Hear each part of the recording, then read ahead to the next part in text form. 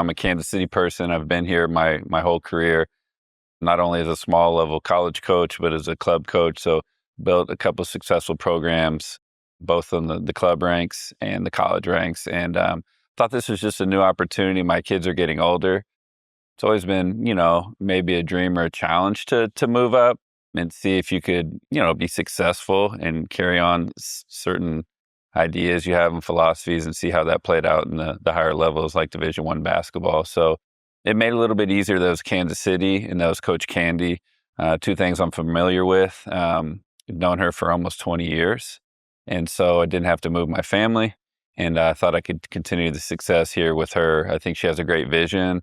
I think she's done an excellent job. I've had multiple players from the club that I worked with go play for her and really liked her experience. And then obviously when you talk to other coaches in the game and the coaching community, it's small and they all speak very highly of her and the type of individual she is and the family person she is. So it's always important when you take these opportunities and these leaps of faith that they're going to be on board with what it means to be a family person and a basketball coach. So my daughters are very important to me, and being able to be a dad first and then be a good coach, that's very important to me. And so she gave me that opportunity. I'm blessed. I'm just going to work really hard to help make her happy and help make the program successful. When did you decide you wanted to become a coach? Because it's kind of like, that's a pretty special leap. And talk about leaps of faith, special leap to jump in and want to help change kids' lives. But where was kind of your moment where you wanted to become a coach? Always been a big basketball fan, played all through middle school, high school, college. I knew I wanted to be a teacher, and I honestly thought that I would coach club basketball and be a high school teacher. So I got my undergrad in physical education and health, got a master's degree in special education. And, I always just thought that you could use the game of basketball to help individuals really stay out of trouble, stay off the streets, give them some positive peer pressure, do the right things. I'm not going to say I always made the best choices as a young person, but sport is what helped get me through. And the influential people you had and mentors and coaches really help, keep you focused. So, no one really, wakes up and is excited to go to school. But when you attach it to something like the sport and then the social aspect of sport, and then, like I said earlier, just the positive peer pressure of making better choices, being a better version of yourself each day, that's what you get from a team. It's really hard to let people down when you're a part of a group and a whole that's bigger than you. And so just being a part of basketball was always a vision I had. I started right out of college with a friend, starting a non-for-profit, and originally started coaching boys in the community and just kind of spurred off into girls when I got an opportunity to coach a girls team in the community by a friend of mine. Asked me if I'd coach his daughter and some of her friends who happened to be very good. And then that just kind of spun off from there. And you kind of kept having success and followed it. But what is your favorite part about coaching girls? Because you've gotten to do that for a long time now and won a lot of games doing it. Yeah, I mean, as a male, I don't think you grow up being like, I'm going to coach girls. I think it just happened. And then I learned a lot from them. And then I have two sisters. My mom's passed away, two daughters. But with girls, there's a certain level of respect you have to have, a communication. It's an emotional intelligence that you have to work with. It's much deeper. It's more relational, I think, at times. And those are people you don't want to let down in your life. And then when you get to know a good group of girls like I had at my college and my club, they're really intelligent. They're really good people. They're really good players. And it makes you aspire to be that type of person yourself. So working with females, it's great. Sometimes, you have to sit back and you have to listen more than you have to talk. You have to readjust, how you would approach things because we do think differently at times. But their attention to detail is great. Their ability to do their best and want to please and do exactly what you say is just the highest level. I think boys, sometimes we can be knuckleheads and you got to kind of kick us in the can more to get us to do what you want. And girls, it's really about encouraging them. A pat on the back is going to go further than a kick in the rear. And so I don't know that I had to learn that, but you do learn that through different situations. And, I was blessed to be able to have it in the club setting and the college setting because you get so many chances. It's like a chemist, you experiment with what you should do and how you should do it. And both those levels gave me a lot of opportunities to figure out the best approach to have with these young ladies. So I really enjoy it. I think this is exactly where I'm supposed to be and what I'm supposed to be doing. So I'm blessed. think you become a better dad to your daughters because of your experience coaching women for as long as you've had? I do. I also think you learn, sometimes when you're younger, you just don't know how much and how far you can push a female athlete because you're not them. It's like, oh, can they run that much? Can I really get on them? Do they want to be coached like that? Do they tick like that? Are they as competitive? And yes, all those things, they have the capacity to be pushed in all areas. And I think that's a benefit sometimes for my girls, but sometimes it's, they just want you to be dad. They don't want you to be coached. And so it's been a happy medium in the relationship with them in sports. People are like, hey, how do you sit there and not yell at the refs? You don't coach your kid. You just are calm. And I just want to ride home and then have a great relationship with them. I don't want them to feel like they're defined by sport or by performance because they've seen me be in this competitive world for so many years. They've seen, the dad that's intense, the dad that's laid back and goofy and lighthearted. I just want them to know that's what's most important is our relationship. And I don't ever want them to feel like, I saw how you got on your point guard last night and them feel that, kind of pressure. So I've tried to have a happy balance with that and then just be as respectful as I can about, their wishes and try to listen to them. And that's what I've learned most, honestly, from female athletes is you have to listen more than you have to talk. And you can learn a lot about what they need based on what they tell you. Yeah, they're being honest with you about what they need, and I think it's true not just for women though. It's true for really everybody. I think Correct. that so oftentimes we don't just listen to the things that people are telling us, and oftentimes people know what's best for them. What it sounds like to me is that it's actually made you a better coach too, because you think about what example you want to be setting for your daughters when you're out there. So that probably it probably works both ways, where you're thinking about, hey, I got my daughters in the crowd. I want to make sure that they are proud of the way that I'm displaying myself out here. Yeah, I was very intense as a young coach, stomping, never demeaning. I mean, never cursing, never saying outlandish stuff, but just very intense, high demand, very in the moment. I think as I've gotten older, my players come back and like, Coach, you've gotten soft.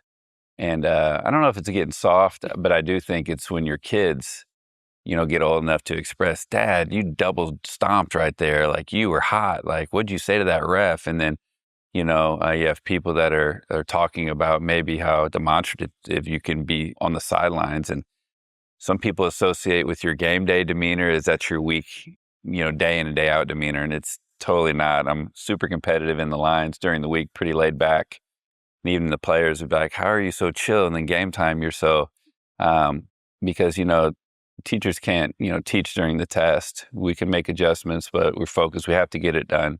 And I think with kids, though, watching you and talking to you about your behavior after the game can make you chill out a little bit and sit down and just let the players do the work. So there's only so much we can control. I think the older you get, you realize that you can control the controllables, and you got to do your work during the week, and you got to let it play out in that game day. What do you think your highlight? You've had a lot of experience coaching. What do you think your favorite memory of being a coach thus far has been? It's not just one memory.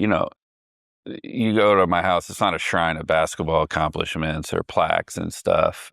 What really is lasting is the relationships you make. And so to be able to do it year round in the summer, with club coaching and high school coaches, other college coaches recruiting it, to being a college coach, and then seeing what your players do, when they get degrees and they have families. Now it's coming back full circle. Players that you coach have kids that now you're starting to recruit. Just means you're old. But it brings you a lot of joy to scroll on social media, whether it be Facebook, Instagram, and just see these people having so much success that you were able to be a small part of their life for 4 years, 5 years, whatever it is. And you remember them on their good days and their bad days because you had, the ebbs and flows and the ups and downs of being a college athlete over a 4-year career. You have your peaks and you have your valleys. But then now to see the people they are, the family people they are, the business people they are, the professionals, and then all the exciting, stories you hear from those memories of when they're in college and now when they're adults. They come back and they tell stories that you forget, which is really cool and special. As far as the basketball accomplishment, obviously all the big wins. Anytime you get to take pictures with your family with hats and nets around your neck and a national championship. But I will say at the end of those, you go home and I always joke there's millions of people in China that didn't know it happened and don't care. And you wake up the next day and it's just another day. So, the success is fun while you're living it, while you're doing it. And, you go back to being a family person and getting back on the grind. So it's cool to have those accomplishments. That's what we all strive for. But really, it's so we can provide for our families and create those experiences and those memories that are going to be long lasting. Sounds the coolest thing is just seeing the impact you make. Like, is just really understanding, like, you go and I've talked to a lot of coaches about this before, but you go see a person that maybe their life when they came to you wasn't on the best trajectory. And then to see after they finish their college experience, because student athlete is a real thing, when they finish their college experience, maybe they go on to a career, maybe they go on to be a mother, maybe they go on to be whatever else, whatever they were meant to be. But that becomes the real fulfilling thing is to see, wow, this person's a changed human being when they've left my. You're so right. And that is cool. The 18 to 23, those are the developmental years. A lot of your best friends that you meet in college that you still continue to talk with, those connections you build. My girls always laugh like, Dad, everywhere we go, restaurants, grocery stores, somebody knows you. And, what's more important is I got to know them and be a small, impact to them. And they have no idea how much they impact our lives. I think players like, oh, my coach is my mentor and we have a great relationship and you help me. And, I don't think we take enough time to tell them how much we appreciate them and what they've done for us in our lives. And so that's why we keep doing it. It's why we got bags under our eyes. We work long, heavy hours. And, our families endure that stress as well because it's not a job you work, it's a lifestyle you live.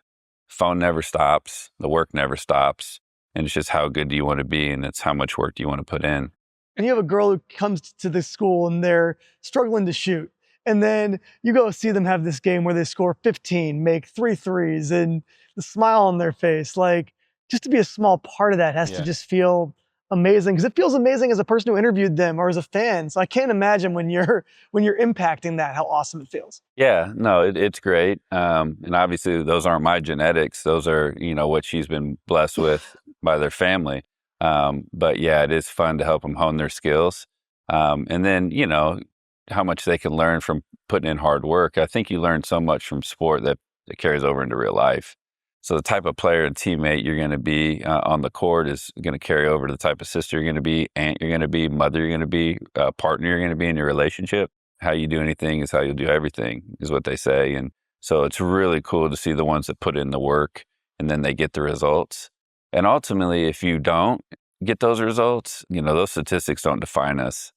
It's the type of people we are and the type of impact we make in others' lives. And that's what I think is cool to see. So it's sweet when it's stats. It's sweet when they drop 20 and they get all conference. What's really cool is when you get older, they don't ever ask how many points you averaged, how many assists you averaged. They were you any good? Did your team win? Do you guys win championships? You go to national tournaments? And so that's what will be really special if we can help this program and these players all experience a national tournament. That would be That's a we're good a point. champ. I never So think about it that way, but it's a good point actually that, when you do fast forward 15 years, especially for collegiate teams, people remember much more, were you a part of that team right, versus it's as time goes on, those individual moments do fade away to a point where it just becomes, were you a part of that team? Were you on the bench? And maybe even a player that only played 25 minutes the whole season, they were still on that team. And anytime that they're at a dinner party or something, someone might say, especially locally, like, "Hey, were you a part of that KC team that right, went to March Madness, that won a game, that gave this legendary team, maybe this future player that's playing in the W now, maybe they gave her a really hard time in this one tournament game." Those are the things that people are going to remember years in the future, and not necessarily who scored 15 points and who scored two. right.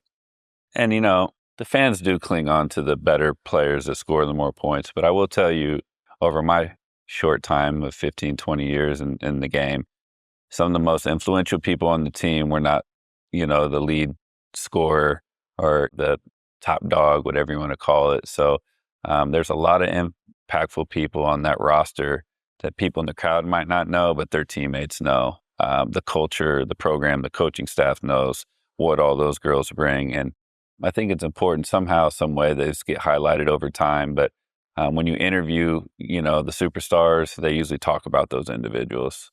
You see it in the NBA, you see it in the W, There's always an older veteran player that takes the younger ones under the wing, and they might not be getting the minutes they were or the pub they were at one point. But everybody on the team talks about how impactful they are. And so I think that's really important too, that we highlight those individuals as well. Every team's got one of those guys that every player can point out and say, man, without this person, because not everyone, everyone sees the games, not Right. everyone sees the practices. That can be true in any sport where there are a lot of players that in practices with on scout team, on film, there are a lot of players that are doing a lot for the team that people never get to see. Yeah. When we were recruiting players, we didn't necessarily have team captains or a leadership group. We thought everyone brought something, some aspect. It was for you to figure out how your talents and put it into the team. But we talked about it in three tiers. There's usually that individual that everybody on campus knows, professors know, administration knows, random students know. And they're like, man, that's the leader of the team. And then you come to the game and you see who coach is yelling at the most, talking to, huddling with individually, who's communicating, the most. And you're like, well, that's the leader on the team. And then there's the individual when something's going wrong with the team or something within the locker room needs addressed. There's that individual or individuals, and they're perceived as the leader of the team. And that's usually identified by the team. So, when you have a roster of 12 to 15, everyone's leading at some aspect. And I think that gets swept under the rug sometimes. So, and we try to tell our student athletes, and I'll try to tell them here, you all bring something to the table. It's up to you to put your work boots on, your work hat, go to work, put yourself out there, show your personality, and take some chances and make this program what you want it to be. Put in the work, be the leader you can be based on the talents you've been blessed with. I'm excited about that. And then now I finally get to ask, how long has Coach been trying to hire you? How long has Coach Candy been trying to hire you? And how did she get you over the hump on this one?